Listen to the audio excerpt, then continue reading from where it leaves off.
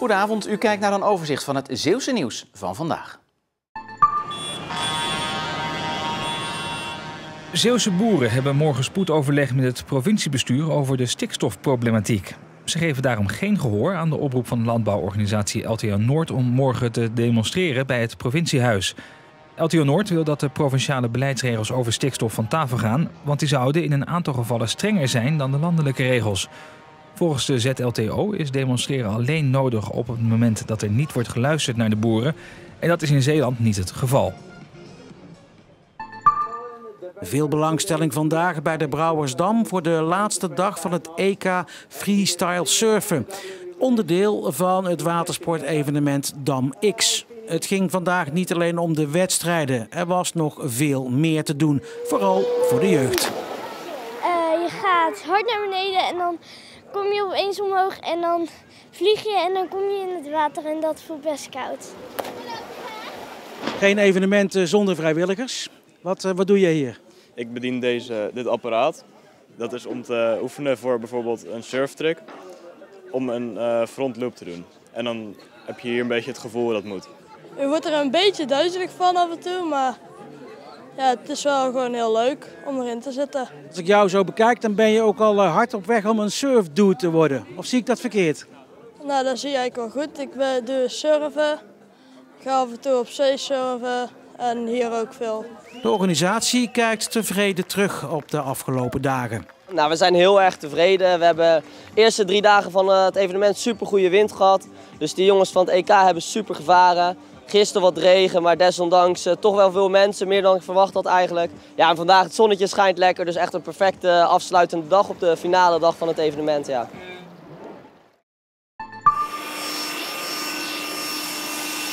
De blaadjes beginnen langzaam weer te vallen. Maar wat moet je doen met al dat blad in de tuin?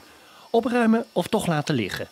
Tuinman John Langhaar geeft raad. Haal het wel van je gras. Want als het blad daar te lang blijft liggen, krijg je gele plekken op je gras. Want het gaat verstikken. Ook de vijver moet om die reden vrij blijven van bladeren. Maar voor de rest, lekker laten liggen hoor, al dat blad.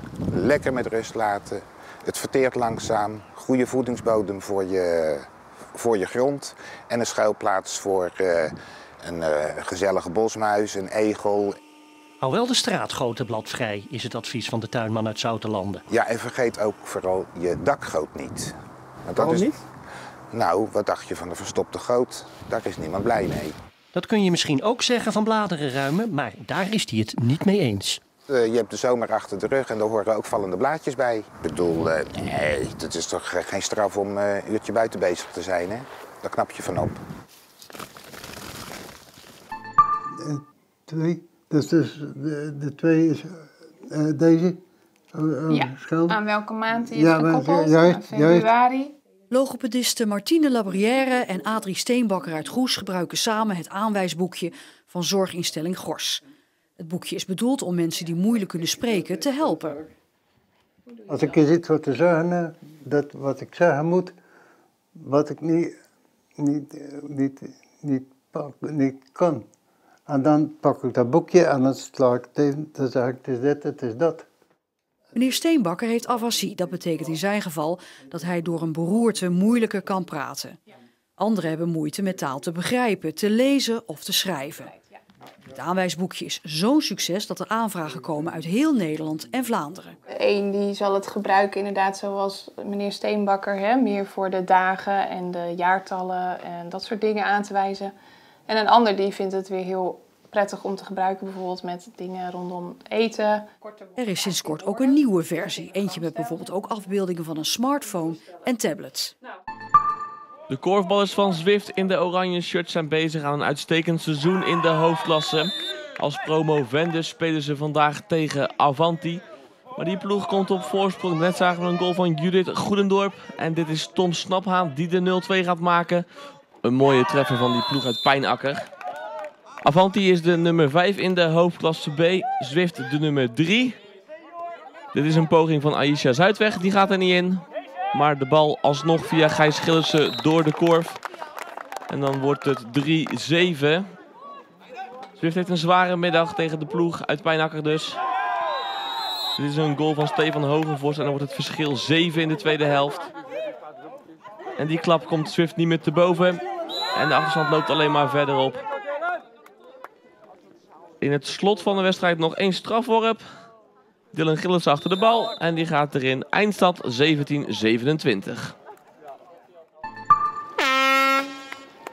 Voor de 18e keer is hij gisteren gehouden, de Abelen-race. Een roeiwedstrijd over 5,5 kilometer voor volwassenen en 2 voor de jeugd over het kanaal door Walcheren. Normaal roeien de deelnemers van Middelburg naar Vlissingen, dus tussen de gehuchten Klein Abelen en Groot Abelen door. Maar door de werkzaamheden aan de stationsbrug in Middelburg is er deze keer gekozen voor een ander traject en werd er geroeid van Veren naar Middelburg. Hoe dat ging en wie er heeft gewonnen ziet u morgen in een uitgebreide impressie op tv bij Omroep Zeeland na Zeeland Nu.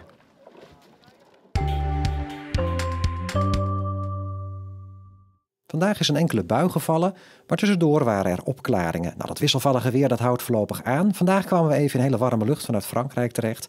Er komt alweer een oceaanstoring aan die via Frankrijk ook onze kant op komt. Komende nacht. De kans op regen wordt weer groter in de loop van de nacht. De wind draait naar het zuidoosten, is zwak en later matig. En de minimumtemperaturen zijn niet lager dan een graad of 12. Dezelfde storing blijft morgenochtend een beetje hangen boven Zeeland. Het is bewolkt, regenachtig daardoor. Er valt niet veel water. In de middag wordt het langzaam maar zeker droog vanuit België. Vanuit deze richting klaart het later ook op. De meeste opklaringen morgenavond. Met matige oostelijke wind wordt het morgen 18 tot 20 graden. In het zuiden van Zeeuws-Vlaanderen zo'n 21 graden. Hiermee blijft het warm voor de tijd van het jaar. De dagen daarna is het koeler met 16 of 17 graden. Dinsdag vallen weinig buien en is de zon te zien. De dagen daarna weer vrij grote kans op regen. Het blijft wisselvallig. En tot zover. Het is zondagavond, dus dan zijn de sportcollega's er ook weer met Omroep Zeeland Sport om er weer bij te praten over het Zeeuwse sportweekend. Veel plezier daarbij en nu nog een fijne avond.